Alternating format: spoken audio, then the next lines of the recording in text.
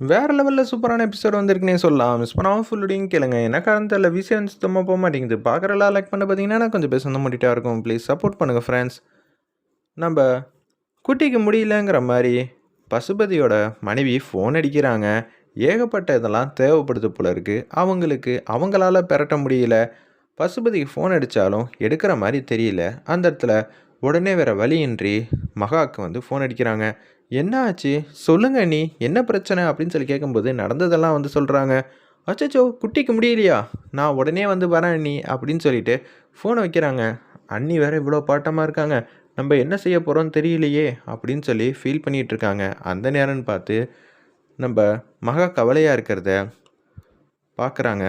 "ஸ்ரீதிவ்யா என்ன ஆச்சு? இவ்வளோ நேரம் சூப்பரா இருந்தாளே! இப்பன்னு பார்த்து எதுக்கு இவ்வளோ கவலையா இருக்கா? ஒன்றும் புரியலன்னு" சொல்லிட்டு கேஷுவலா வந்து பேச்ச ஆரம்பிக்கிறாங்க. "என்ன மகா எதுவும் பிரச்சனையா? உங்ககிட்ட மறைக்கிறதுக்கு என்னக்கா இருக்கு?"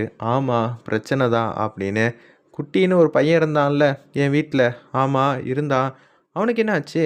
ஜம்முன்னு துருதுருன்னு விளாண்டுட்டு தானே இருப்பான்" அப்படின்னு சொல்லி கேட்கும்போது, "இல்ல அவன் இப்ப அங்க இருக்கானா?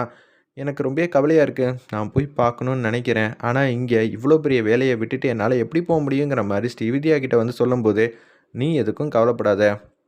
நான் இருக்கேன். நான் போய் பேசுறேன்னு" சொல்லிட்டு அந்த இடத்துல, "சார் மகா வச்சு எடுக்க வேண்டிய சீன்லாம் எடுத்து முடிச்சாச்சா?" அப்படின்னு சொல்லி கேட்குறாங்க. "ஆ எடுத்து முடிச்சாச்சும்மா. இனிமேட்டு எந்த பிரச்சனையும் இல்ல. சரி எங்களுக்கு கொஞ்சம் அவசர வேலை இருக்கு. வெளியில போலாமா?" அப்படின்னு சொல்லி கேட்ட உடனே, திரு வந்து கேட்குறாங்க, "என்ன ஆச்சு? சும்மா பக்கத்துல தான் போறோம். நாங்க வந்துர்றோம். நீ இருக்கிற நிலைமைய வந்து பார்த்துக்கப்பா" அப்படின்னு சொல்லும்போது, "புரிஞ்சுக்க திரு. நாங்க அவசியம் இப்போ போயே ஆகணுங்கிற" மாரி சொன்னோனே, ஸ்ரீதேவியா கார் எடுக்குறாங்க. ஒரு 1 ஹவர்ல போயிரலாம். நீ எதுக்கும் கவலைப்படாதன்னு சொன்னோனே, வேக வேகமா வந்து கார் ஓட்டிட்டு வந்துகிட்டு இருக்காங்க. "அண்ணி நான் வந்துட்டேன் அண்ணி. நீங்க எதுக்கும் கவலைப்படாதீங்க. ஊர்லேருந்து கிளம்பியாச்சு" அப்படின்னு சொன்னோனே, "இப்பதாம்மா எனக்கு சந்தோஷமா இருக்கு. திருவும் எப்படி இருந்தாலும் வந்து இந்த தகவல்லாம் கேள்விப்பட்டு மாப்பிள வந்தாருன்னா, கண்டிப்பா எல்லாத்தையும் வந்து மாத்திருவாரு" அப்படின்னு சொல்லி யோசிச்சுட்டு இருக்கிறப்ப, பாட்டி கேட்குறாங்க, "மாப்பிள வராரா?" "இல்லம்மா, நான் மட்டும் தான் வரேன். நீ மட்டும் தான் வரியா லட்சுமி?" அப்படின்னு சொல்லிட்டு ஃபோன வச்சுர்றாங்க. அச்சச்சோ! லட்சுமி அவசரப்பட்டு அவ மட்டும் தனியா வராளே! இப்ப என்ன பண்றது? சரி பரவால்ல. அவர் நெனச்சாருன்னா, அங்கேருந்து கூட எல்லாத்தையும் வந்து சரி செய்ய முடியும். பார்த்துக்கலாம். நிச்சயம் குட்டியெல்லாம் கடவுள் கைவிட்டுற மாட்டாங்கன்னு சொல்லி யோசிச்சுட்டு இருக்காங்க. அந்த நேரம்னு பார்த்து நம்ம ஸ்ரீதிவ்யாவும் அங்க கார் ஓட்டிட்டு வந்துடுறாங்க. குட்டிங்கிற மாரி வேக வேகமா வந்து ஓடி போறாங்க அந்த இடத்துல. அப்பன்னு பார்த்து எதார்த்தமா பாட்டிக்கிட்ட முன்கூட்டியே வந்து கேட்டிருக்காங்க. "கஜேந்திரா மாமா அங்க இருக்காங்களா?" "இல்ல, அவரு வெளியூர்ல வந்து இருக்காங்கங்கிற" தகவல் எல்லாத்தையும் சொன்னதுக்கப்புறம் தான் நம்ம மகாலட்சுமி அங்க வராங்க. நல்ல வேளை மாமா இல்லாததுனால நம்ம மாட்டுக்கு இங்க வந்தாச்சு. இல்லாட்டி என்ன ஆயிருக்கும் அப்படின்னு சொல்லும்போது, ஓடி போய் நம்ப பசுபதியோட மனைவிய கட்டிப்பிடிக்கிறாங்க மகா. ஜன்னல் வழியா பார்க்குறாங்க.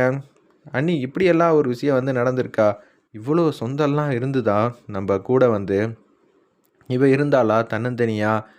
நீங்க எதுவும் எத பத்தியும் கேட்காதீங்க. அதெல்லாம் மிகப்பெரிய வந்து இடியாப்ப சிக்கல்ல வந்து இருக்கு" அப்படின்னு ஸ்ரீதேவியா கிட்ட ஆல்ரெடி சொன்னதுனால, யாரும் என்ன ஏதுன்னு கேட்கவே இல்ல. இவங்க தான் எனக்கு அக்கா. எல்லாமே வந்து நல்ல விதமா வந்து பார்த்துக்கிட்டு இருக்காங்க. என்ன ஆச்சுங்கிற மாரி அங்க இருக்கிறவங்க இங்கிலீஷ்ல வந்து பேசும்போது, இது எல்லாத்தையும் நம்ம ஸ்ரீவித்யா வந்து கேட்குறாங்க. அச்சச்சோ! உடனே எல்லாம் வந்து செய்ய வேண்டியது இருக்கே! அப்படின்னு சொல்லி யோசிக்கும்போது, "பணத்துக்கு ஏற்பாடு எல்லாம் பண்ணியாச்சான்னு?" சொல்லி கேட்குறாங்க. "இல்லம்மா, எங்களால ரெடி பண்ண முடியல. உடனே வந்து ரெடி பண்ணணும்னா, அவங்க 2 பேர் இருந்தா ஈஸியா வந்து பெரட்டிருவாங்க. எங்களுக்கு என்ன பண்ணணும்னு கூட தெரியல. எல்லாத்தையும் வரவு செலவெல்லாம் அவங்க தான் பண்ணிக்கிட்டு இருக்காங்க. சொன்னாலும் புரிஞ்சுக்க மாட்டேங்கிறாங்க" அப்படின்னு ஸ்ரீதிவ்யா கிட்டயும், மகா கிட்டயும் வந்து சொன்னோனே, மகா கிட்ட வந்து கெஞ்சுறாங்க. "மகா, நீ தான் உன் புருஷன்கிட்ட ஏதாவது சொல்லி, ஏதாவது ரெடி பண்ணணும்" அப்படின்னு சொல்லி பார்த்த உடனே, "விடு, உனக்கு என்ன தேவை அவ்வளோதானே" அப்படின்னு சொல்லி நம்ம ஸ்ரீதிவ்யா உதவலான்னு முடிவு பண்ணிட்டாங்க. "நான் பார்த்துக்கிறேன்" அப்படின்னு சொல்லும்போது, "சார் நீங்க ஆக வேண்டிய வேலையெல்லாம் பாருங்க. இப்பயே நான் ஒரு 5, 6 நிமிஷத்துலயே வந்து எல்லாத்தையும் வந்து ரெடி பண்ணி குடுத்துர்றேன்" அப்படின்னு ஸ்ரீதிவ்யா சொன்னோனே, பசுபதி மனைவி வந்து அங்கேருந்து வேகமா வராங்க. "அம்மாடி, நீதாம்மா என்னோட குலசாமின்னு" அப்படியே அவங்க கால்ல பொத்துன்னு விழுவுறாங்க. அந்த இடத்துல 5, 10 குடுக்கறது கூட யாருக்கும் மனசு வருமான்னு தெரியாது. யோசிச்சு தான் செய்வாங்க. "நீ லட்சக்கணக்குல வந்து உடனே குடுக்குற. நீங்க யாரு மொதல்ல? மகாவுக்கு சொந்தம். மகாவுக்கு சொந்தம்னா, எனக்கும் நீங்க சொந்தம் தானே! நீங்க படுற கஷ்டத்த பார்க்கும்போது எனக்கே வந்து கஷ்டமா தான் இருக்கு. பணம் காசு இன்னைக்கு வரும் நாளைக்கு போகும். சொந்தம் தான் என்னைக்குமே நிலைக்கும். நீங்க மகாக்கு ரொம்பவே வந்து நல்லது செஞ்சுருக்கீங்க. அதனால தான் இப்படியெல்லாம் வந்து மகாவும் ஃபீல் பண்ணுறா. அப்படி இருக்கும்போது என் தங்கச்சிக்காக இது கூட நான் செய்ய மாட்டேனா அப்படின்னு சொல்லும்போது பாட்டி வந்து கேட்குறாங்க. மகாக்கு என்னென்னலாம் நீங்கள் செஞ்சுருப்பீங்க? அந்த பொண்ணு அங்கே பணம் கட்டிக்கிட்டு இருக்கு. உங்கள பத்தி எல்லாம் தெரிஞ்சுச்சுன்னா, உதவி செஞ்சிருக்கும்னு நெனைக்கிறேன். மகா ஒரு வார்த்தை சொல்லியிருக்கலாம், அக்கா வேணான்னு. ஆனா, ஓடி ஓடி வந்து நிக்கிறதுல, மகாவ விட்டா இங்க யாரு இருக்கா? அதெல்லாம் உனக்கும், உன் வீட்டுக்காரனுக்கும் சுத்தமா வந்து புரியவே புரியாது. இப்பன்னு பார்த்து பழசெல்லாம் வந்து சொல்லி காட்டிய வேண்டிய இடத்துல நம்ப இல்ல. தயவு செஞ்சு அவங்க மனச வந்து கஷ்டப்படுத்தாதீங்க. ஆல்ரெடி குட்டி இப்படி இருக்கான்னு சொல்லிட்டு ஃபீல் பண்ணிக்கிட்டு இருக்காங்க. எனக்கும் வருத்தம் இல்லையா? ஆனா இவங்க எப்பதான் வந்து திருந்துவாங்க? என்ன மன்னிச்சிரு மகா அப்படின்னு சொல்லி கையெடுத்து கும்பிட்றாங்க. உன்னை போல ஒருத்தவங்கள நான் பார்க்கவே முடியாது. ஏன்னா நீ சாமிமா அப்படின்னு சொல்லி கெஞ்சுறாங்க. மகா இங்கே வந்ததுனால தான் அந்த பொண்ணு இங்கே வந்துச்சு எல்லாத்தையும் வந்து செய்யுது அப்படின்னு சொல்லும்போது அப்பன்னு பார்த்து உங்கள் 2 பேருக்கும் நான் நன்றி கடன் நிறையா பட்டிருக்கேன். இப்போதைக்கு அடுத்தது என்னன்னு பார்க்கலாம். எங்களால் ஆன முயற்சியை வந்து செய்கிறோம். ஆனால் என் கையில் இருக்கிறது ஒன்றுமே இல்லை. சாமியை நம்புங்கன்னு சொல்லிட்டு தான் அவங்க குட்டிக்கு பக்கத்துலேயே வந்து போயிட்டுருக்காங்க. ஒரு பக்கம் என்னது இப்படியெல்லாம் வந்து சொல்கிறாங்களே அப்படின்னு வேதனையோடு வந்து இருக்காங்க. உதவுறதுக்கு ஆள் இருந்தோம். கடைசியில் செஞ்ச பாவம்லாம் வந்து சும்மா விடுமா? என் வீட்டுக்காரர் செஞ்ச பாவத்தினால தான் இப்படியெல்லாம் ஒரு விஷயம் வந்து நடந்திருக்குன்னு ஃபீல் பண்ணிகிட்டு இருக்காங்க. அந்த இடத்துல பசுபதியோட மனைவி. அப்பான்னு பார்த்து என்ன செய்யறதுனே தெரியாமல் சோகமாக இருக்கிறப்ப, நீங்கள் எதுக்கும் கவலைப்படாதீங்க, நல்லதே தான் நடக்கும் அப்படின்னு சொல்கிறப்ப, இவ்வளோ நேரம் ஆச்சு இன்னமும் ஆளை காணுமேன்னு நம்ம திரு அப்படியே ஸ்ரீதிவ்யாவுக்கு கால் பண்ணுறாங்க. கால் பண்ணோன்னே தான் இங்கே நான் மகாவோட வீட்டுக்கு தான் வந்திருக்கேன். என்னது மகாவோட வீட்டுக்கா? அச்சச்சோ, அங்கே 2 பேர் யாரும் இருக்காங்களா அப்படின்னு சொல்லி கேட்குறாங்க. இல்லைப்பா, அவங்க 2 பேரும் வந்து வெளியூர் போயிருக்காங்க. உனக்கு எல்லாமே வந்து தெரியுமா அப்படின்னு சொல்லி கேட்குறாங்க எதார்த்தமா. இல்லை இல்லை, சும்மா தான் வந்து கேட்டேன். மகா அவங்கள பற்றியெல்லாம் என்கிட்ட வந்து சொல்லியிருந்தா, அதனால தான் கேட்குறேன்னு அப்படியே பேச்சை மாத்துறாங்க. ஓ அப்படியா, நான் கூட என்னமோ ஏதோ நினச்சிட்டேன் அப்படின்னு சொல்லி சமாளிச்சிட்டு இருக்காங்க.